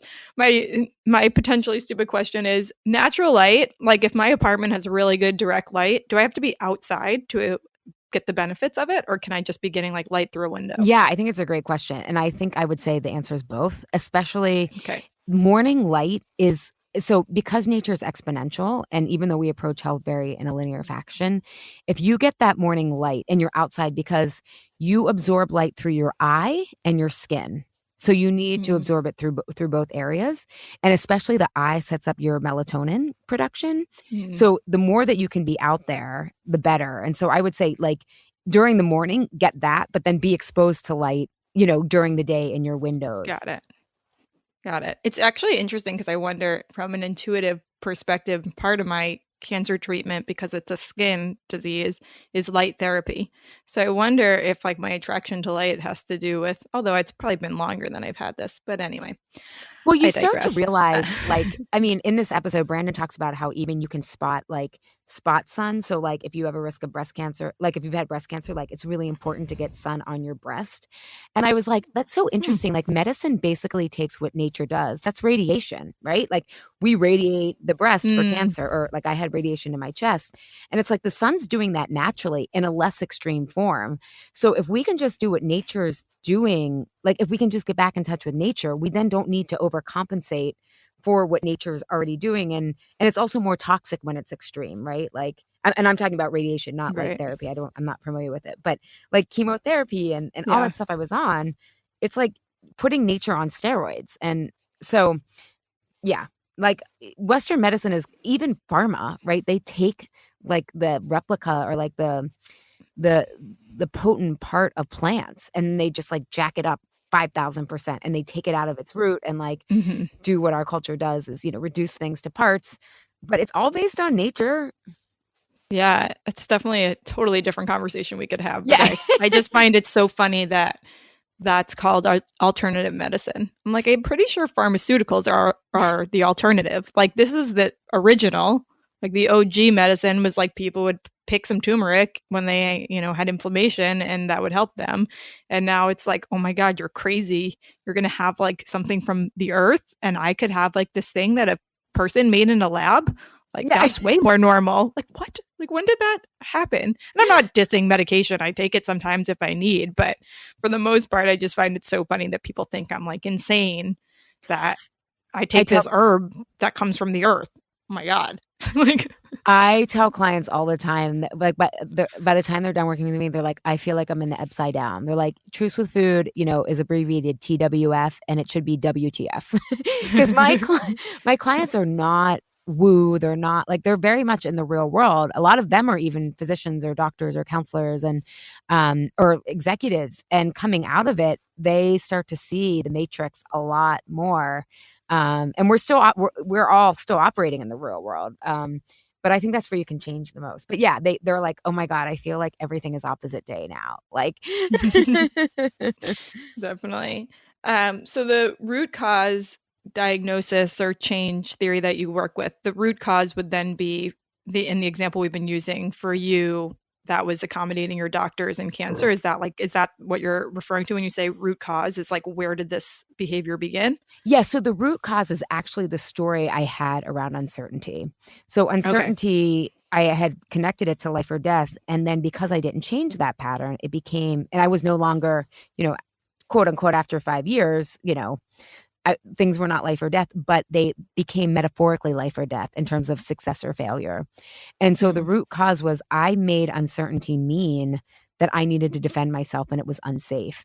And the healing path was to make uncertainty safe. And that's why I always say entrepreneurship healed me as much as chemo did to cure me, because to be a successful entrepreneur, you have to face uncertainty like 1,000 times a day. And the more that I get savvy with it by getting out of my own compete, avoid, accommodating patterns and collaborate with what's true for me, what my calling is with this work. And I think we have multiple callings. So I don't want to say it's like people think they have one, like that's very black and white. But the more that I get true to my path, including how my work fits into my personal life, right? That's the huge thing in the past couple of years is like, okay, my business is solid and flourishing. I need to have an identity outside of work. Like that's just healthy, right? And so but it's a new uncertainty. But every time I am uncertain now, I get more and more savvy with it because I have context, I know what questions, and I'm more resilient, and uncertainty feels safe and actually rewarding to me now. Because I love the life I've created for myself. But it took exploring my binge eating to figure it out and make a lot of change. But that ultimately the path is, you know, a lot of people will say they're anxious, and underneath anxious is uncertainty. Some of my clients inadequacy is they have a story about inadequacy, if they're not enough, right? A lot of people, their stories around loneliness and being rejected. And seeing your story again, it takes a process. And there's a lot of people who are trained in narrative coaching. I don't know if they take this approach to it, the way that I do it. So narrative coaching to me though is a powerful form of coaching if people are interested in that. But that's the root cause of, I have an emotion that feels very unsafe and triggering. And so I do all these destructive behaviors that are actually protective. And I need to no longer, the story around uncertainty has finally changed for me. Mhm. So I can give you an example of, I just, before Christmas break, or I have to get followed for secondary cancers. And my primary care doctor had found a lump in my breast. And I hadn't had my follow-up for 4 years because I had moved from Philadelphia, and I knew I avoided getting my medical records transferred. And I felt really calm. I used to binge eat before these tests and afterwards until I got the results. And he found the slump. I mean, I felt the feeling, and I mean, I cried. It added stress, but I did not eat. I did not binge. In fact, and again, this has taken years, but I took impeccable care of myself. I still worked out. I still slept. I had the savvy enough. My insurance company wanted me to get a mammogram, and I was like, no, I want an MRI. This is what I need. Mammographies have a lot of radiation. This is like, and MRIs, Mhm. they don't pick up everything, but they pick up more than mammography. And so I knew how to advocate for myself. I knew how to get all the files I needed because I was also having a thyroid ultrasound, and the doctor didn't have my previous results. And so they wanted to biopsy something. And I was like, you need my previous results to see if that nodule has been there. Like, from practicing and experimenting all these years, I was in the driver's seat. I got what I needed. I knew how to get what I needed. I didn't eat, and it all came back clear. And which is, I'm again so grateful for. But it was also 2 months of my life from the time of lump to results, that I was still taking great care of myself and able to still function in a way that, 10 years ago, I would have just been like, I can't do any of this. I'm not ever, like, I can't even function. So, um, I don't know if that's helpful, but that was the healing. And Definitely. you get so much of a reward, right? I think should always reward us if they're going to be sustainable, and create a positive feedback loop. For sure. What kind of cancer did you have when you were a child? Hodgkin's. Mm. So in your family of Yeah. cutaneous, in the lymphoma family. Ooh, lymphoma. Yeah. I don't think anyone's Not ever a, said that. I I take it back. it's who said it? It's like, I don't want to be a part of any group that'll have me. That's how you feel as a cancer peep. Yeah, seriously. Wow, this is so much information, great information and useful information. And I love this reframing because I feel like I mean, we've talked about this a lot already, but I feel like a lot of the conversations that happen, I mean, I'm so entrenched in the stupid world of Instagram and wellness and all of that. And I just feel like the same conversations happen over and over again. And it feels like they work for you or there's something wrong with you. So I love this just totally different approach. I know it's going to be really helpful for everyone listening. So I would just love, because we talked about so many things, I would just love, as wrapping up, to just kind of summarize on like a few quick steps that people can take in order to start doing this work, because it's it's not as easy as just taking some herbs. No, and Although herbs are annoying, sometimes, but sometimes they're helpful. But so right. there's the quiz that you offer. And then what else? Is it just starting to think about in the moment? And here's another question as I'm asking this. Um, is every time that we're avoiding something or worried about something, or from big to small, or putting something off, are these all part of this process? Is it just, should we just be tracking like, didn't want to work out today, didn't feel like doing this, avoided this, was felt really competitive with this person? Like, is that part of this process of just like taking inventory of all of these moments? Yeah, great question. So I would just start as a summary first for people to realize that tools should become obsolete. I really want people to understand that. Like, if you're really getting to the root and getting stronger and more like living more, the tool that you use should eventually, you shouldn't need. Can you give examples of what those tools are? Yeah, so like supplements, you should not need them forever, right? Powders, collagen, adaptogens, all that kind of So stuff. more like food related, not like meditation. or do you consider that a tool Yeah, in this regard? well, I would say in that case, that's a great question. The basics of like, well, meditation can be different things, right? To me, meditation is self-awareness at its Mhm. heart of what you're really doing. So, self-awareness, movement, food, fresh air, sleep, those are the foundations. And then Got it. everything else is pretty much tools, Yeah. and healthy relationships and spirituality. But everything else is pretty much like tools to help us restore balance or harmony in all of those. So, then realize that stress and overwhelm are really ways that you're unclear of what emotional patterns are happening. So if you say I'm so stressed or I'm so overwhelmed, and I think one of the steps that is I can add that is really helpful is next time, yeah, I have my clients start with anytime they get mental food gymnastics or even spinning with like when you said you were like asking choice, posting questions to the entrepreneurial group that we're part of, is anytime you start thinking should, have to, or must, like that's a clue that you're about to go into a stress pattern. So should, have to, must, like, or what do I do? Right? Doubt, uncertainty. Anytime you feel that kind of franticness, and it's different for everyone. Some people feel it, of my clients, it feels like a tornado of thoughts. Some of them, it just feels like I just want to shut down, right? Everyone has different sensations. But that's a clue that you're about to go into one of those patterns. And so then, and you're going to catch it in the beginning after the fact. So the way that you were like, oh, I was avoiding like just sitting with myself and like, is this the right answer? And so then you can start to say, oh my God, I said yes when I didn't want to say no. Or like I didn't even really think about what I wanted. I thought I was flexible. This is one thing I'm learning in my personal life is I think I don't have a lot of preferences. And I'm like, actually I do. I just don't want to advocate for myself. um Mm. and so you're going to catch yourself after the fact, but being able to label, wow, I just compared myself. And we often compare ourselves to other women. This is one thing I learned in my entrepreneurial journey. Speaking of Instagram, I was like, I was always comparing myself to other entrepreneurs, and they were all female. And I was like, oh my God. And it was the pattern from being bullied. But it was like, okay, so I'm comparing myself. What, like, and what is my behavior there? Then it's like, I find all the proof of how I'm behind, right? Or I find all the proof of like how I'm different, in both good and bad ways. And so starting to notice, oh, this is what I do when I'm in this defensive position. And then, so again, labeling those is really important and starting to recognize what the actual behaviors are.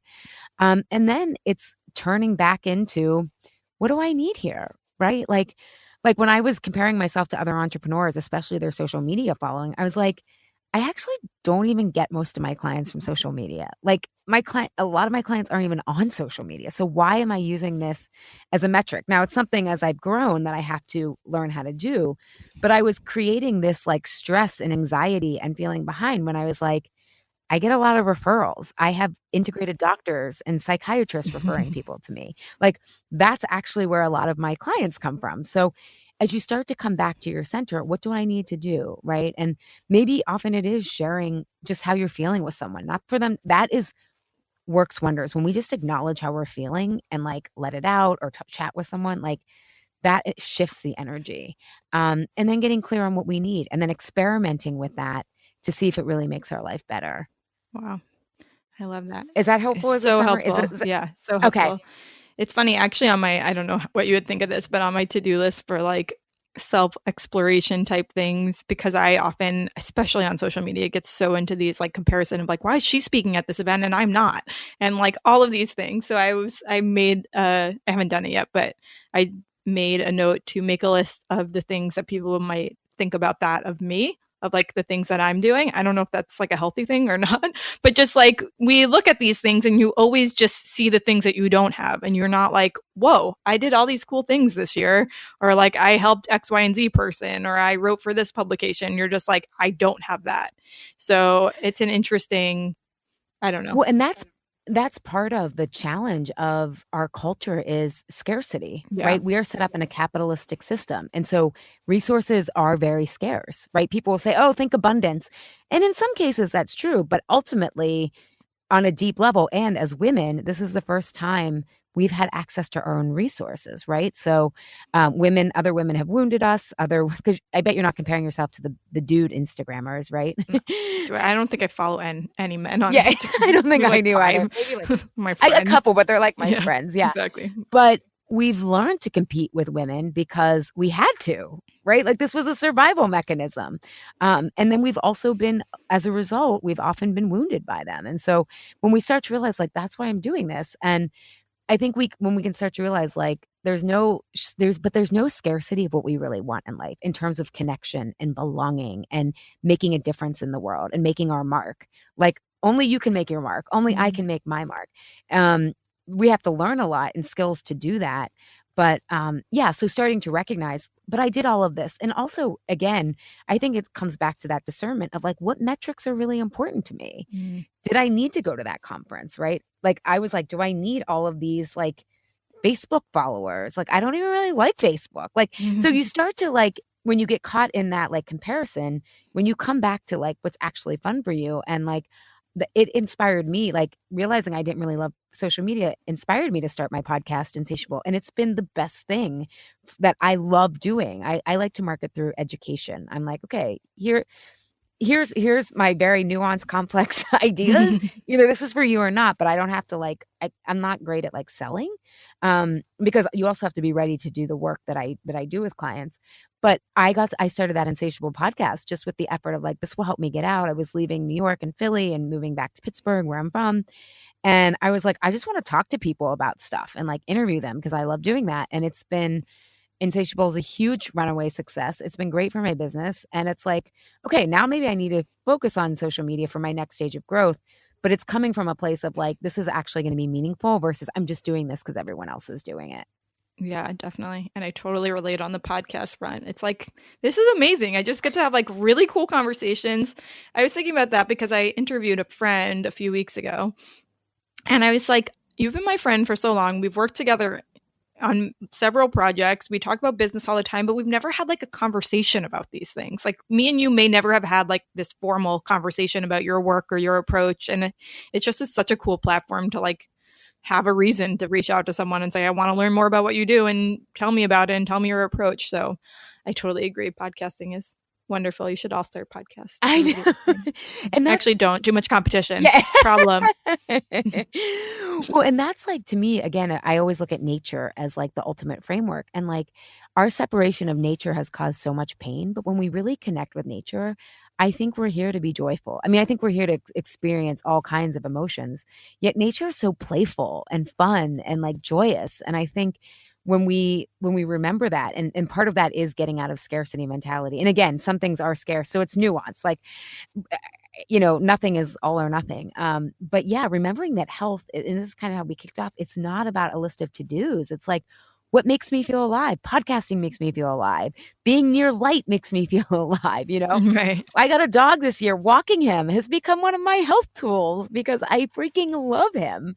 And it brings me so much joy. And so I think that's what we need to remember and kind of bring back, rather than it being a competition of who has the best adaptogens, or, like, which one to choose, or because I see it. I mean, sometimes it does come in my feed, don't get me wrong, and but remembering that it is about living more, not just stressing less, I think, and living fully, not just the positive stuff, but the hard stuff too, because the hard stuff becomes the most meaningful stuff. For sure. I think that's a great note to end on, for sure. Do you want to share with everyone how they can find you? Yeah. Insatiable Podcast. Yeah, Insatiable Podcast, wherever fine podcasts like Medium Well are found. And if you want to take the quiz, you can go to allyshapiro.com, and right on the homepage is what's your comfort eating style. And so you can find out what your eating habits say about you. And that's probably the best place. And also I'm at Instagram. I do like Instagram, but I curate my feed. I'm at Ally M. Shapiro, and Ally is ALI. Cool. I'll link all of that up in the show notes as well. Thank you so much, Ally. This has been such a treat. I feel like we could talk for another 6 hours. Maybe we will at some point. Yeah. But thank you so much for taking the time and sharing all your wisdom with us. Thanks for having me, Sarah, and asking such great questions.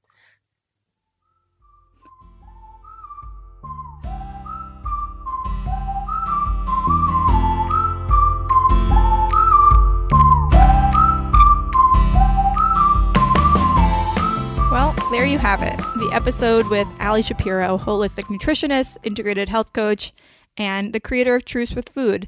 Ali's program, Truce with Food, it's our signature coaching experience. It only runs once a year, and it's now open for registration, Monday, January 21st through January 28th. So it's a really small window. If you're listening, luckily you can get in. The details are available on her website, which I will link up at the bottom of this episode in the show notes. The show notes are always available on my website. It's Sarah Weinreb, my name. You can see it on itunes.com/podcast/ the number of the episode. So this is 13. So sarahweinreb.com/podcast/13. And I really loved, as I mentioned in the intro, Ali's approach to just, we don't need to complicate this. Like, how do we get to the root of our stress? How do we change our behaviors? How do we navigate these things that are constantly coming up? Because if we're just trying to throw Band-Aids on it, if we're just trying to count calories, if we're just trying to, go to yoga once a week, those are sometimes helpful tools, but they don't get to the core essence of why we're not getting what we want, why we're not making the change that we want. And that really resonated with me. And I'm really excited to think about how this unravels in my life. And really just a quick example of how it affected me so quickly was right after we recorded this episode, like literally right after, which was only 2 days ago from when I'm recording this, I logged on Facebook and I saw that one of my bigger clients, writing clients, shut down like overnight. Like I had multiple deadlines due. They owe me money, all these things. So that was kind of surprising and a little alarming. And I decided to go on Instagram and talk about how this happened. I didn't want to name the client and ask for help of like, if anybody needs some writers, a writer right now, I have a little bit of extra time in my schedule. So I recorded like 4 or 5 Instagram stories and posted it. And immediately, you know how like sometimes when you post Instagram videos, they take like 10 seconds to post. In that time, I was like, this is my behavior. This is like my avoidant behavior. I'm not sitting with this. I'm not leaning into the discomfort. I'm not trying to turn to myself. And that exact pattern that me and Ali spoke about on the episode of like seeking others' help, seeking others' validation instead of turning inward came out.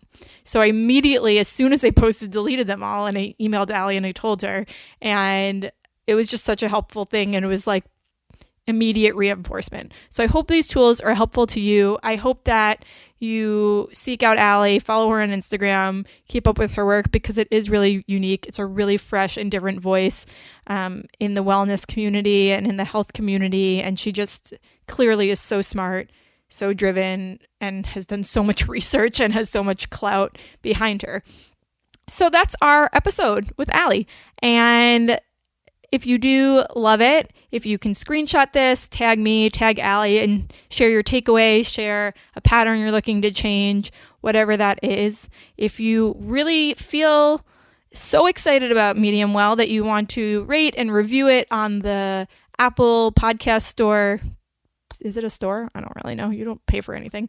That would be great. You just write a review. It makes a huge difference in people finding me, and definitely check out Ali's podcast, Insatiable, if you're interested in health and wellness and you're a health dork like I am. So much information there. And then, of course, go back and listen to any episodes you missed over the holiday, anything that tickles your fancy. There's really a wide variety of topics in the Medium Well repertoire already, and we're only 13 episodes in. I'm so glad you're here. Thank you for spending a little time with me today, and I'll see you next Wednesday. We launch episodes every Wednesday. See you then.